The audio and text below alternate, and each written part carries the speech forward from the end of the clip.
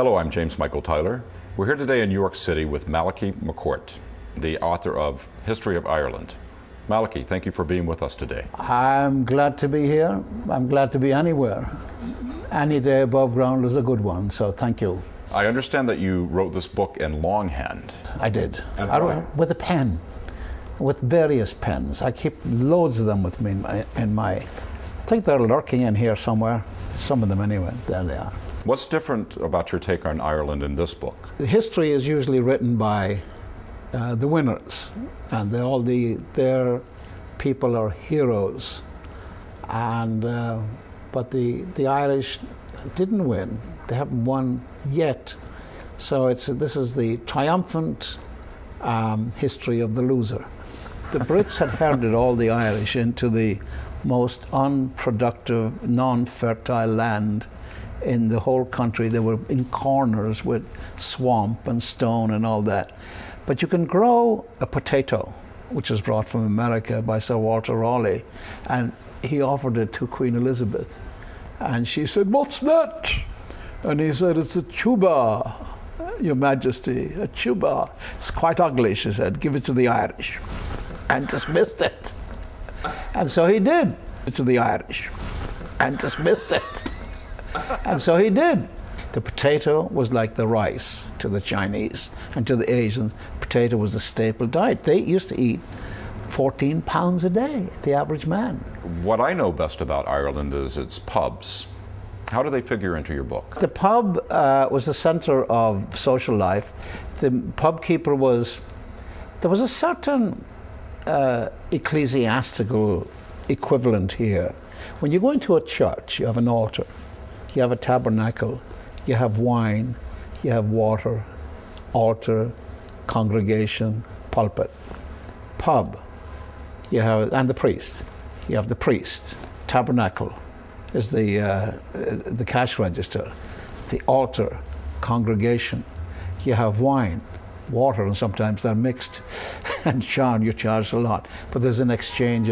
There's offerings in the plates, there's offerings in the pub, then there's confessions, and there's direction, and there is consolations, and there's consultations.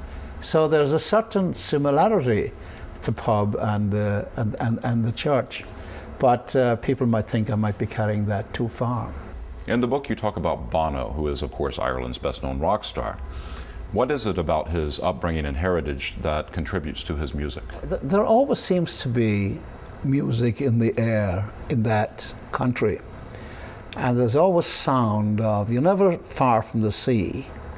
And I think that's what my theory is, that all island people are nuts, cuckoo, loony, because the sea is inexorable in its sound.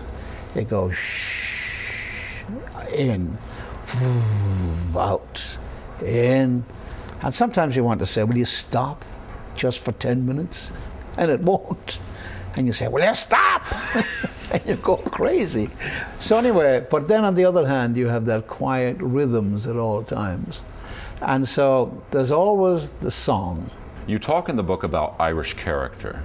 What are some of the typical traits? One trait of the Irish is that we have very long memories and a wonderful, exalted sense of resentment.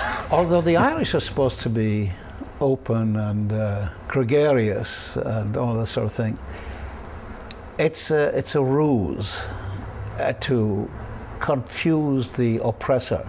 And they use the language, always use the language to confuse the Brits, you see. And never use one word where 100 will do. Malachy McCourt's History of Ireland. You can pick this up at your local bookseller or just by clicking the link. In Carrickfergus, only for nights